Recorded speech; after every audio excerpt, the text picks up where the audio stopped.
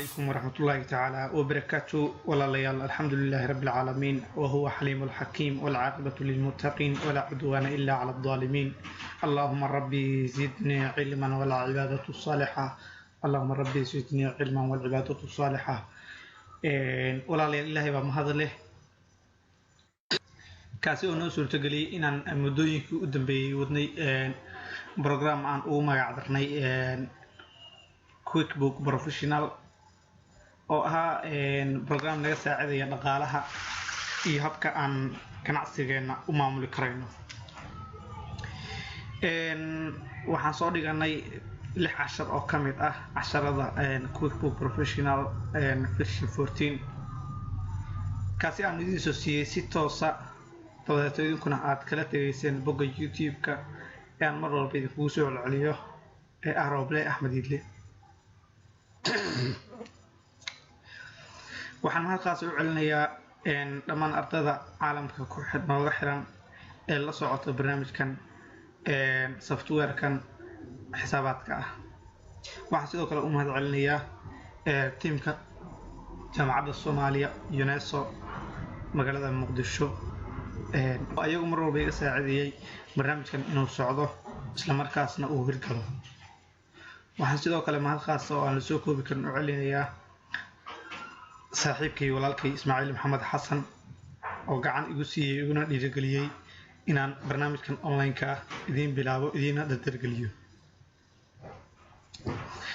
haddii aan intaas uga soo gudbo casharada wiigga hore naga baxay waxay ahaayeen sida alaab vendorska alaab badeeco looga soo daynsado. sidoo kale waxaa soo dhigateen halka laga helo casharada oo arday badan ay soo weydiiyeen su'aalahaas asbuucii hore dirnay balse haddii aan raaco casharadii hore aan soo dhiganay waxaan soo dhiganay barnaamijkan QuickBook marka u horeysa sida company loo soo abuuro alaabtii meherada taalay iyo QuickBook sida la isu waafajiyo inta la isku waxaan ku soo dhigay oo soo baray si uu soo taabtiyo kugu soo sharaxay sida alaabta iyo QuickBook la isu waafajiyo. sidoo kale waxaan ku soo dhigay sida haddii ay jiraan hantiilayaal aan wali la magacaabin loo magacaabo oo magacooda loo sheego oo lacagtooda loo siiyo. waxaan ku soo baray halka ay akoomadu ka kala kordhaan midkii debit ka kordha iyo midii maxaa la yiraahdaa credit ka kordha.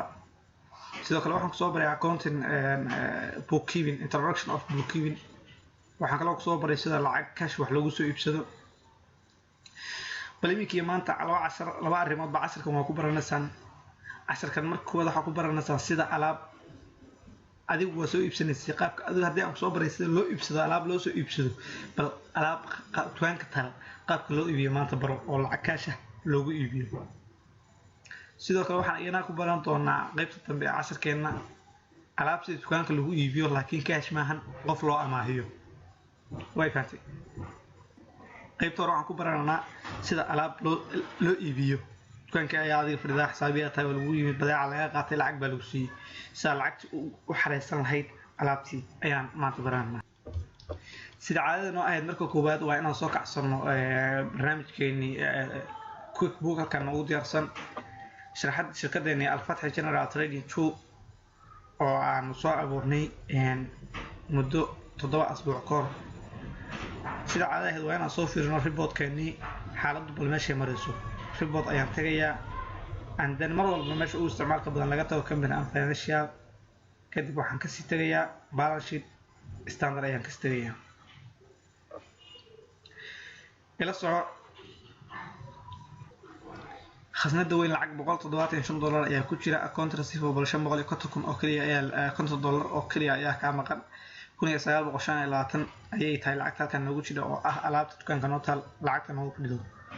fixed asset way jirtaa fixed asset ka jira laakiin 200 aluminum instrument iyo $500 marka la isu geeyo waa $700. iyana halkan waxa ku qoran total asset baa ku qoran waa lacagta bakhaarka uu shirkadu ku shaqeynayso dhan. liability-ga deymaha haddaan usoo galno current liability-ga account current liability-ga ayaa jira waxaa kusii jira account payable account lacag shirkada lagu leeyahay $705. halkan total current liabilities waa $705. equity-yaasha hantiilayaasha waa kuwan Faadumo Cali Xasan ayaa shirta $200 leh opening balance equity waa wali lama sheegin hantilahan. Salmaan Axmed waxaa $500 u leeyahay, Xaashi Daahir wuxuu leeyahay $1500. net income lacag ayaa jirta oo alaab hadda kor aan gadnay laakiin aan idin tusin qaabka aan u gaday ayaa jirta oo waxay ku jirtaa akoonka net income-ka oo faa'iidada ah. waxaan filayaa inay balance gareysan tahay halkan $3,350 ay ku jirto, halkan ay ku jirto $3,350 iyo 5 faliis. la soo marka waxaan gadayaa oo iibinayaa alaab badeeco bakhaarka Itaaliya ayaan gadayaa. badeecadaas waxaan ku gadayaa cash oo lacagta qofkii gacanta uga qabsada ayaan leeyahay. warqadan iska xir ama waxa ku furnaato laakiin iska xir, aniga waan iska xirayaa. waxaan tagayaa customer menu ayaan soo furayaa. anta waxaan kasii tagayaa inter sales receipt, waa geli lacag la qabtay inter sales receipt.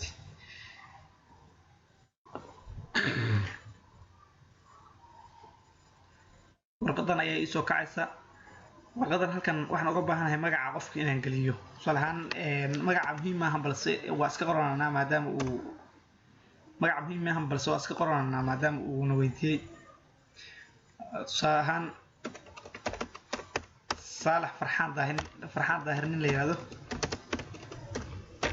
ayaa naga iibsaday alaabta. tab markaan iska taabto war Saalax ma aqaani buu leeyahay. Saalax muxuu yahay? quick aan hadda baro.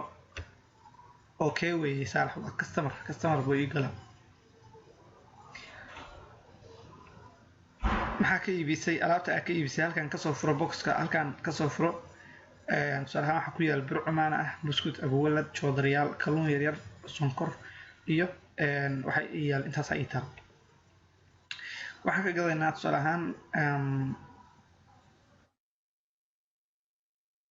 bur cumaan oo kale ayaan ka gadaynaa. burka cumaanka taa ayuu qaata, wuxuu qaata tusaale ahaan $3 ayuu qaata. $150 ayaa halkaan noqotay. haddii aad u baahan tahay alaab kale inaad kasii gadidna halkaan soo geli, laakiin waxaan rabnaa $150 kaliya ka iibino. safe akalos intaan oran bal aan ku sheego meesha uu isbedel ku dhacayo. isbedelka laba meelood buu saameynayaa. alaabtaydii inventory-ga igu jirtay oo ahayd $1925 way yaraanaysaa. waxaa ka go'aysa lacag $150 oo aan ku gaday bir cumaan aan ka saaray tan ayaa ka go'aysa oo $150 oo 3 kiish oo kiishkiiba $50 la gadayo. waxaan ka siiyay tusaale ahaan aniga waxaa iga gadan $55 ayaan ka siiyay. $165 ayuu kan ii noqday. waa gartay. 3 meelood buu saameynayaa. marka koowaad wuxuu saameynayaa alaabtaydii inventory party-ga ahayd oo ii taalay oo lacagtii igu fadhiisay $1925 haddii aan khaldaneyn ay igu jirtay. way yaraanaysaa, decrease ayaa ku dhacaya waayo waxa laga bixiyay bur cumaan ayaa laga bixiyay oo $3 calaamadkii $55 ayaa laga bixiyay $165 ayaa samaysay. sidoo kale account la yiraahdo undeposit fund ayaan meesha soo gelaya oo ah maqalka maanta. undeposit fund waa lacagta maanta la qabto intaan khasnada weyn loo wareejin meesha lagu kaydiyo. marka maqalka maanta waxaa noo galaysa lacag undeposit fund ah, waxaa noo galaysa faa'iidada maanta aan helnay. marka aan ku tuso bal intaana safe aan kala soo aan ku soo tuso meesha ii marayay balance sheet-keygii ayaan tagayaa. kadib waxaan ka sii tagayaa balance sheet standard. la soco halkan $1925 ayaa ku jira inventory-ga way yaraanaysaa, $150 ayaa ka go'aysa. sidoo kale inaha meelaha waxaa soo gelaya account la yiraahdo undeposit fund, waa lacagta aan weli la falanqeyn oo weli la saareen. isagana halkan ayaad ka isticmaalaysaa oo ku arkaysaa. aan iska xira iyada kadib aan soo dhaho safe and close. hadda ayaan soo fiirinayaa report ayaan tagayaa. waxaan ka sii tagayaa company and financial. kadib waxaan ka sii tagayaa inta la leexdo balance sheet standard. intaan waa inteedii $125, tan waa $550. halkan fiiri $1925 ee ahayd $150 ee laga gooyay $1805 oo qura ayaa igu hadhay. waxaa meesha yimid undeposit fund account la yiraahdo undeposit fund oo hadda aan ku sheegay oo ah lacagta maqalka ku jirta ee weli aan khasnada loo wareejin. $165 ayaa ii dhex taala. inta kale alaab sideeda waaye wax isbedel kuma dhicin. haddii aan kugu celiyo mar labaad customer menu ayaa soo furay hadan enter sales recipe ayaa yidhi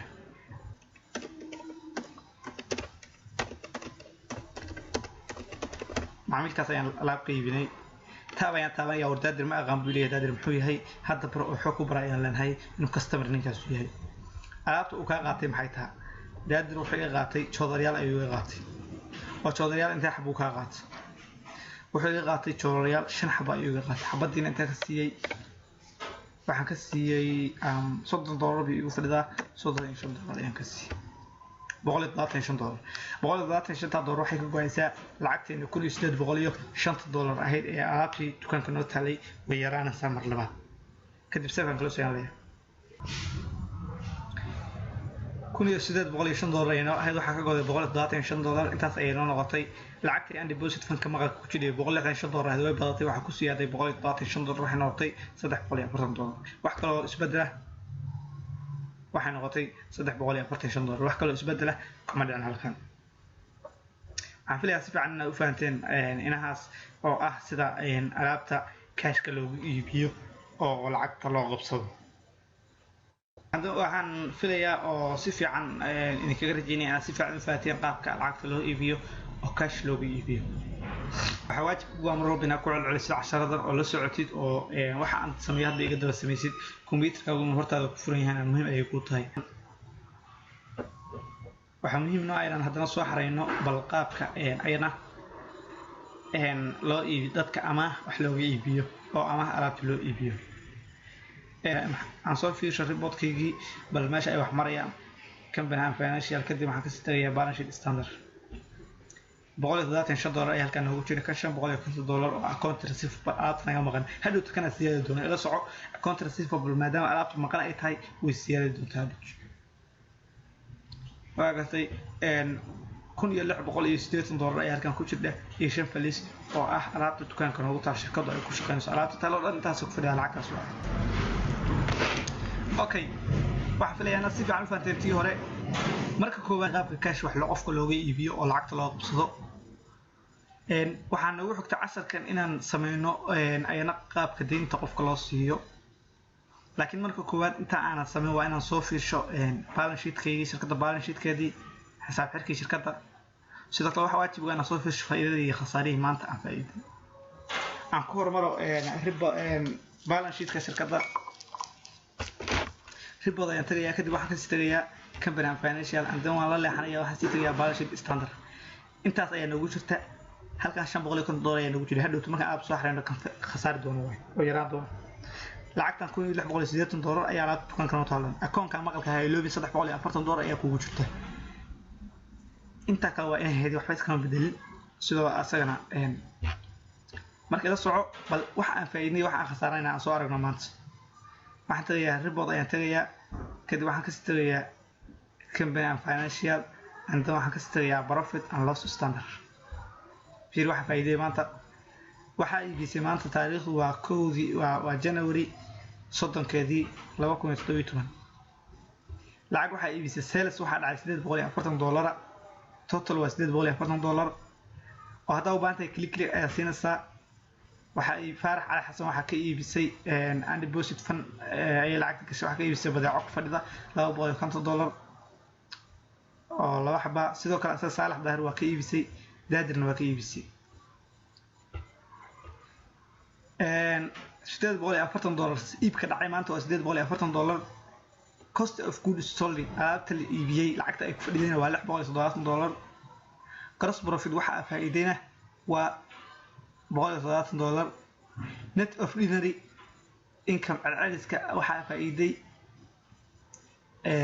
waa $130 net income waxa saxda ah ayaa faa'iideyna waa $170 maanta transaction ka dhacay wuxuu dhacay 4 saac iyo 8 daqiiqo oo PM ah koodii bishii January 30keeda 2017 halka waxa ku aragtaan inay hadda tahay 4 iyo qadar 10 daqiiqo laba daqiiqo kor iyo transaction ka dhacay isbeddelka dhacay oo kaas u maleyn in waxan meel kale laga keenay iibka dhacay waa $840 waa iibka dhacay oo dhan marka la isku daro lacagta ku fadhiyay lacagta ka bixisay lacagta uu ku fadhiyay lafaha uu kaaga fadhiyay $600 gross profit waxa ku jira $100 oo faa'iiday waxaan filayaa si fiican u fahanteen kan okay yana aan fiirsho waxaan filayaa si fiican u fahanteen bal dib aan home ugu laabto kadibna aan soo sameeyo iyana qaabka deynta macaamilka loo siiyo customer ayaa tagaysaa kadib halkan waxaa ku qoran create invoice ama counter ay taabanaysaa warqadan ayaa ku soo baxaysa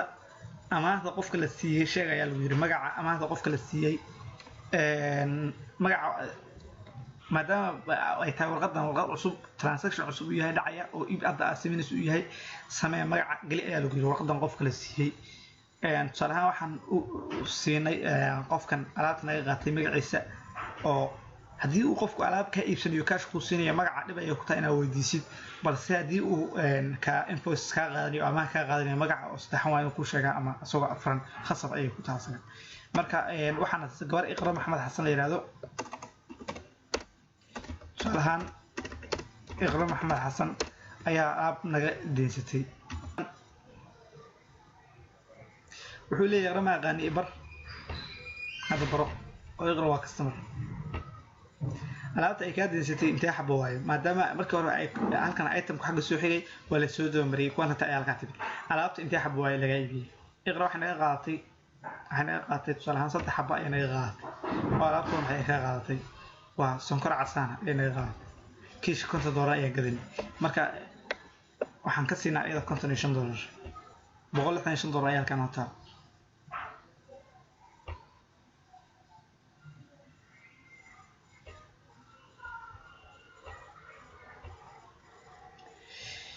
marka aan save aan kala soo halkan waxa arkaysaa inay isbedel u dhacayo isbedel wax geeda laba account bay saameynaysaa account-kooda waxay saameynaysaa inventory-ga alaabta account ku jiray way saameynaysaa oo yaraanaysaa 1600 iyo ina ay ahayd way ka sii yaraanaysaa oo waxay noqonaysaa in ka sii yar alaabta maadaama 3 kiish laga bixiyay kiish $150 ku fadhiyo lacagtii waxa naga ogayso $155 sidoo kale waxay saameynaysaa account kale waa account receivable deynta shirkadda ka maqan $500 hadii aan khaldanayn ayaa ku jirtay $165 ayaa ku darsamaysa waxay noqonaysaa $665 save and close ayaan leeyahay